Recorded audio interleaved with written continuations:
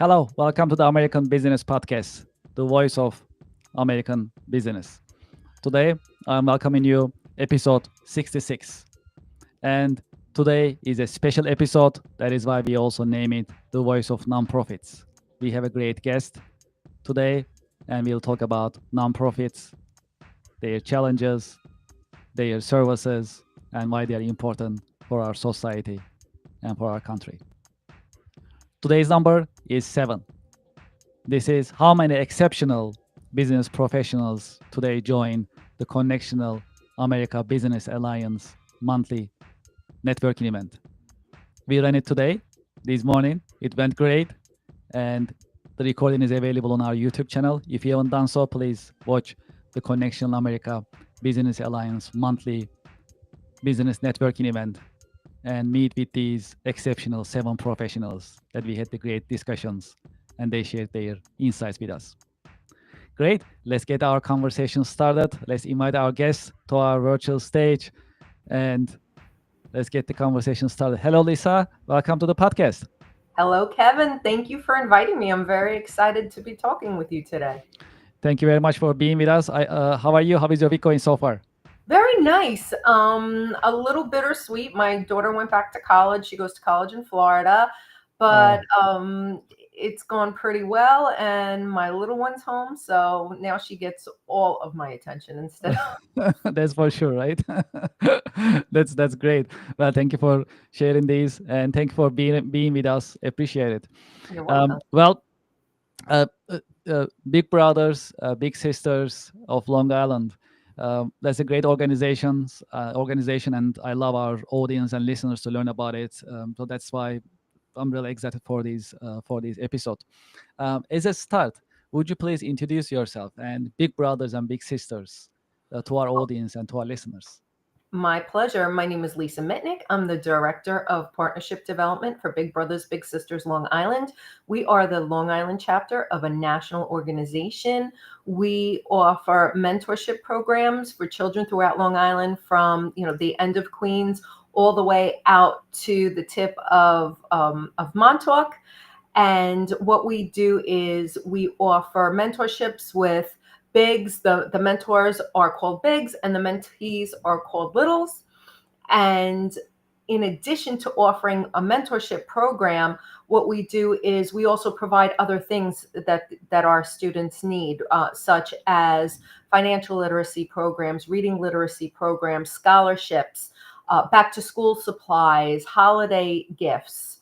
So it's much more than a mentorship program. We build relationships. We help our students in all aspects of their lives. And I'm proud to say that we have a 100% graduation rate amongst all our students.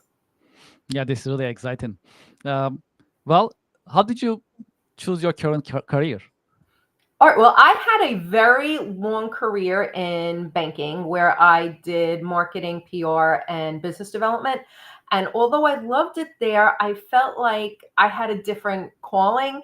I was always volunteering at my daughter's schools, at the library, at my local chamber. So I wanted to go into nonprofit and help kids. I always have a lot of kids in my house. I'm proud to say that my house tends to be a safe space for a lot of kids in my neighborhood. And when the opportunity with Big Brothers Big Sisters Long Island came along, I jumped on it, especially because I knew I'd be helping so many children throughout Long Island. Yeah, this is really exciting. And when you look at your work on daily basis, what are the exciting and challenging parts that you experience every day? The exciting parts are getting to go out all over Long Island and share our mission and get people more involved with Big Brothers Big Sisters Long Island. And then I guess you'd say the more challenging parts are getting people to attend more events and getting in touch with certain people that you can't get a hold of. Yes, well, so if you when we look at Big Brothers and Big Sisters of Long Island, can you tell us a little bit more? And I understand there is an event coming up on October 4th. So if you can also tell us about it, that'd be great. All right. So on October 4th, I'm happy to announce that we are holding our Walk for Kids' Sake event. It's going to be held at Eisenhower Park in Nassau County at 10 a.m. We are inviting walkers. You could be an individual walker, you could be a team, to come down. It's only a mile walk, so you'd be walking less than if you were at a local amusement park or walking through your local neighborhood. And we come down, we're going to have music, there's going to be food, a lot of excitement and giveaways, and we're there to not only promote our program but also to raise funds for our kids. It starts at 10 a.m. and not only if you're interested in walking, but we are also looking for sponsors, and I'd be happy to talk to anyone that would like more information. Yeah, this is great, and we'll also share your contact information. As a matter of fact, I can just put it on the screen right now in case anyone would like to be in touch with you about October 4th event. You have Lisa's email address as well as the website of the organization on the screen. So anyone who likes to learn more about the event, sponsors are welcome. Then you can be in touch with Lisa. And I'll bring it back again in the end of our conversation too, but I just jumped ahead and make sure the contact information that we are sharing. I appreciate that, Kevin. My pleasure, of course. One of the popular subjects in our podcast is AI. Yep.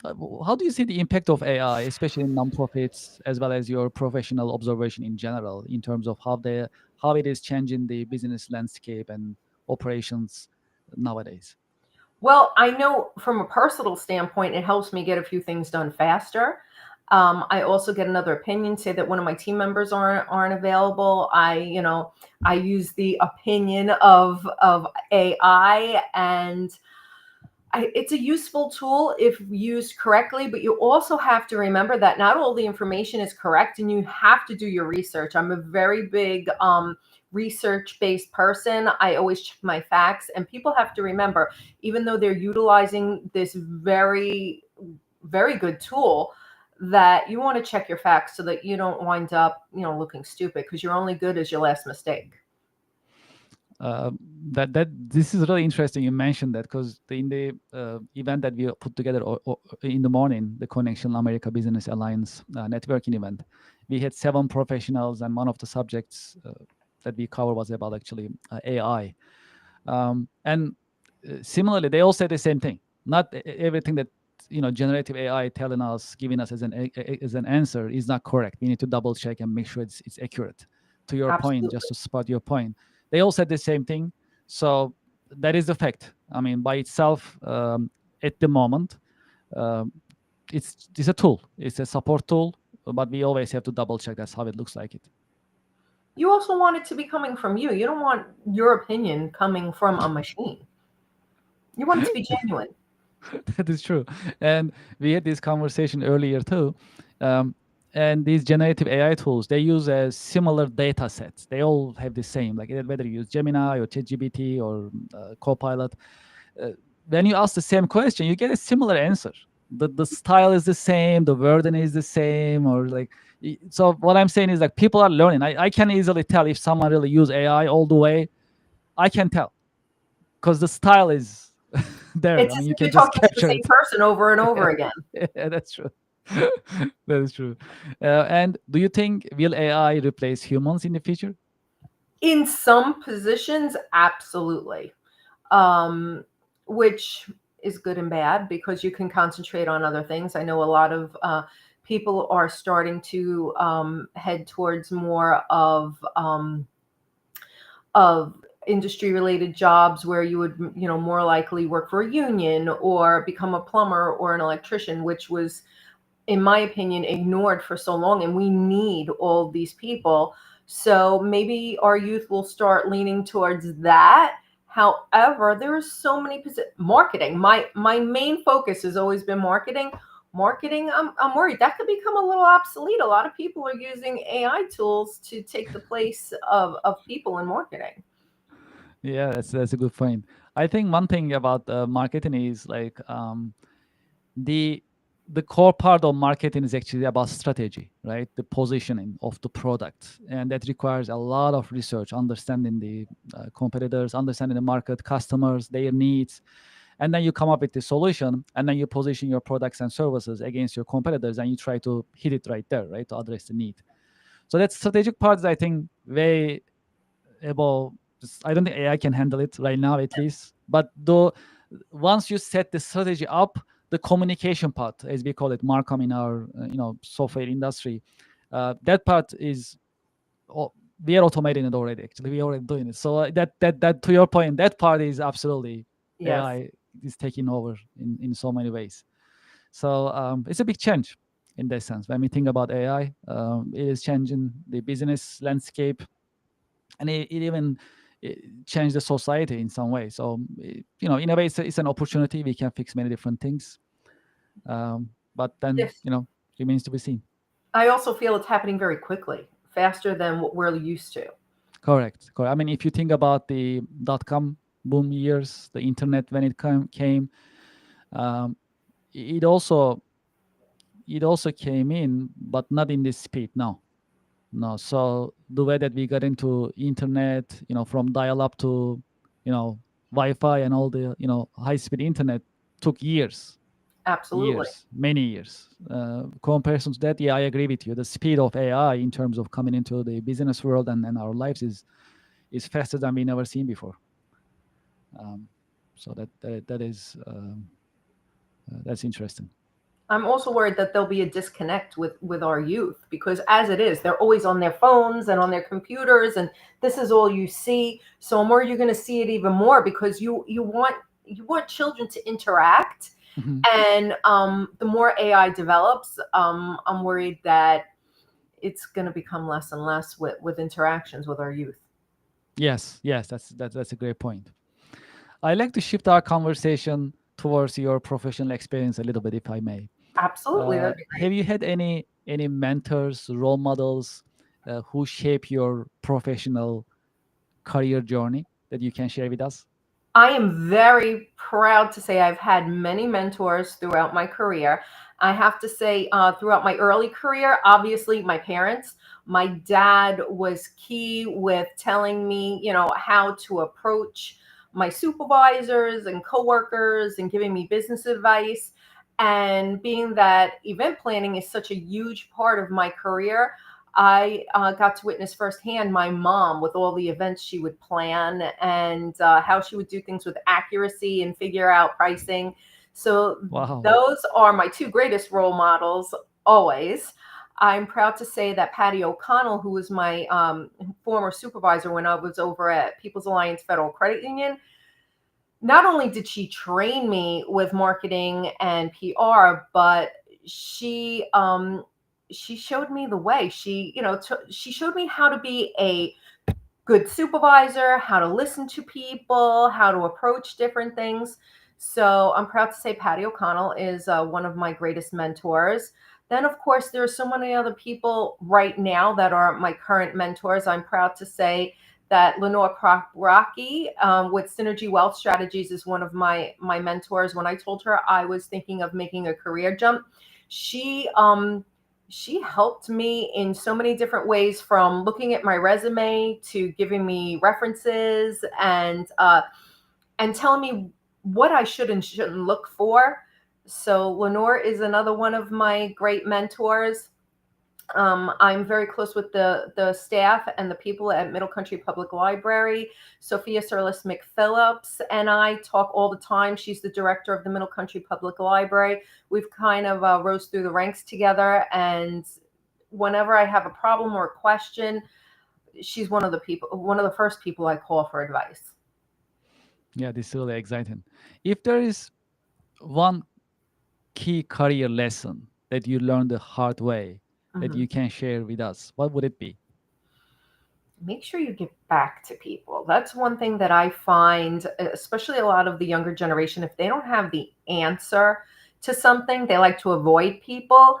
Even if you don't have the answer, or the answer is not necessarily what someone wants to hear, bite the bullet, tell them with a smile and say, hey, either I don't know the answer and we'll get back to you, because people will respect that, or I'm sorry, but the answer is no. And people have to accept the answer. Whereas if you just blow them off or don't get back to them, you lose their respect, you lose your credibility, and word travels fast. So people will hear right away that you don't get back to them, and you'll build a poor reputation for yourself. Yes, absolutely. Absolutely. What are your biggest passions and interests outside of work? I would say my family. I have a beautiful family, my husband, my two girls. Also, my extended family. We love to go on vacations together. Um, a big passion of mine is Disney. So, and now my daughters are very passionate about Disney. I've always been a Disney fan, so we take several trips to Disney World. We love to cruise together. We have family and friends that go on vacations together, and we feel like the more the merrier. And then everybody can just split off and then meet back up at dinner and talk about their day and their adventure. I love having company over and entertaining. That's another thing I enjoy doing. And then just sometimes having a nice, quiet night at home with my family. Yeah, this is great. Well, if you have a chance to go back in time, Yes. personally or historically, which uh, time period would you like to go back and why? Oh, okay. So this is personal and historical. Yes, okay. Not 9/11. I would definitely, if there was any way I could stop the horrific events of 9/11, both historically and personally. We lost so many people. It was such a horrendous day for all Americans. And it hit me personally, unfortunately, as so many other people. So I would like to go back and maybe fix that so the events following 9/11 would change. Yes, yes. Yes, and 9/11 is coming for the commemoration, and we'll remember again and think about that day, which is a tragedy and unforgettable for all of us. Absolutely, absolutely. So, yeah, thank you for sharing this with us. Welcome. Um, so when we look at our audience, right now we have more than 100,000 subscribers on YouTube. We just That's passed great. 120,000. Appreciate it. And the our audience is business minded, and it's a mix. We have seniors, senior professionals. We have the next generation who are just entering to the job market. Especially for those who are just entering the job market, the next generation, right? Do you have any career advice for them? Show up on time, and by when I say on time, I mean show up early. If Make sure you show up early, make sure you're prepared. You don't want to show up somewhere and give it 50%, because people are going to see that. If you're going to show up, um, be there, be prepared, study up on whatever it is you need to study up on, look the part, dress the part. And if you obviously fake it till you make it when you're in the beginning, but if you don't know something, don't be afraid to ask questions, because people will respect you for that, instead of just acting like you understand what it is and then messing up the assignment. I appreciate it. Thank you very much. You're welcome. Thank you so much for being with us. Before we end our episode, I'm gonna put the contact information on the screen. If you like to announce the October 4th event one more time, please feel free. Or another announcement. Yes, please. Thank you so much, Kevin. Yes, I invite everyone to attend Big Brothers Big Sisters of Long Island's walk. That's going to be taking place on October 4th at 10 a.m.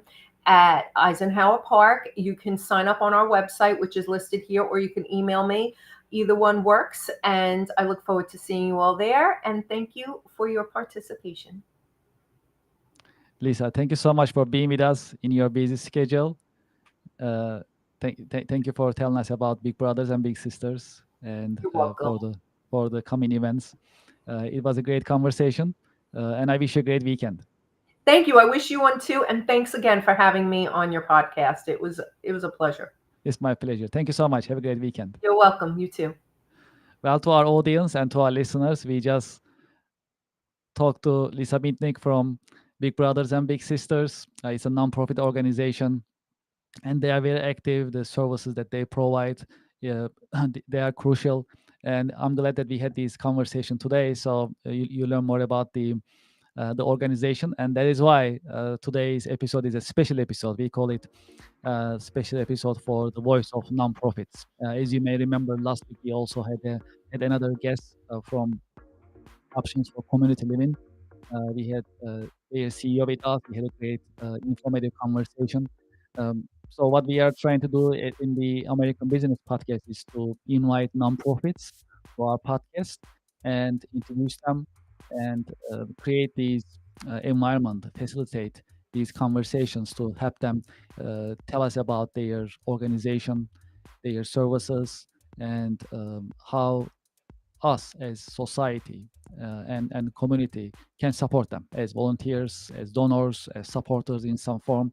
In that sense, we love to utilize the American Business Podcast, the voice of American business, as the voice of nonprofits as well. That was why that was a special edition for us. Truly appreciate it. If you haven't done so, please visit our YouTube channel and make sure you subscribe. We just passed more than 100,000, 120,000 actually, YouTube subscribers. That's really humbling for us. We truly appreciate your support. Please go to our YouTube channel if you haven't done so and subscribe. And if you are feeling more generous, you can also share your thoughts and put your comments in a chat box as well in our YouTube channel. We'll truly appreciate it. As you may know, we also started a membership program, the ABP American Business Podcast membership program.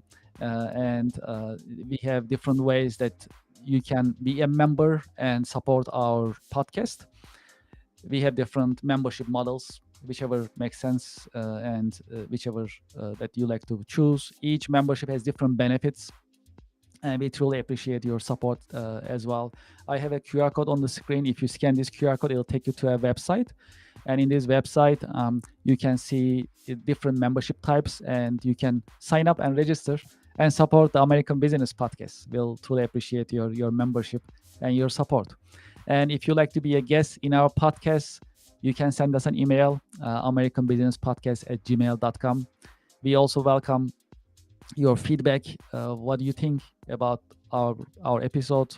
Do you have any questions that you like us to address? You like us to ask our guest?